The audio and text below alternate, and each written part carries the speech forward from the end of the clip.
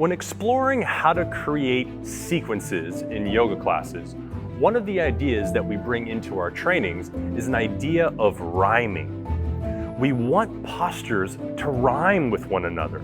Now, of course, there are counters and other things that will work into the practice to flesh it out, but the overall experience of each practice, the idea here is how do we make the postures rhyme?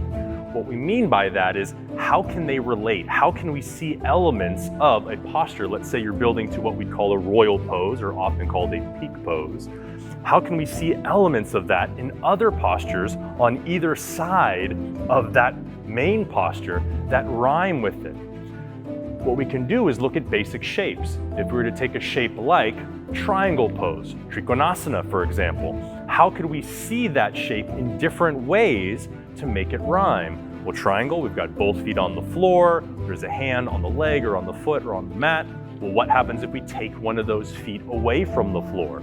So if we're standing on the back leg, we could call that Uttita Hasta Padangustasana. If we were to switch the other way and keep the hand down and lift the back leg, that's Ardha Chandrasana. We could be doing this same shape laying on our backs. We could be doing it laying on our bellies.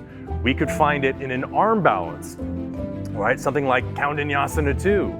There's a lot of different ways, and then we can play with, well, what happens if we find the shape but bend the knee or change slight elements of it, but overall the postures still rhyme. And what happens is, neurologically, it makes a lot of sense in the body.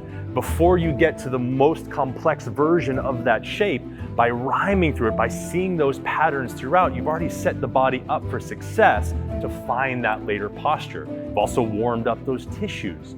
All of this being a great way to really connect people into their bodies.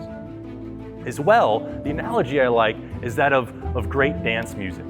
Right? It makes sense. You could be listening to a dance song for the first time and you're moving, going along, the drop is about to come, and you're like, okay, it's coming. You've never heard the song, you don't know where the drop is, but you know it's coming, and then when it drops, you go right to the whole space, the whole dance floor jumps in at the same time. Why? Because it makes sense. When we're creating these postures and these sequences, and they rhyme, they make sense. Intuitively, we can start to understand, okay, where's this going next? How is this connecting with where we're going? Now, as I said, beyond that, we're going to flesh in counters, we're going to flesh in, depending on the type of class, other things that we might do. But this idea of rhyming is central in many of the ideas of building out a class.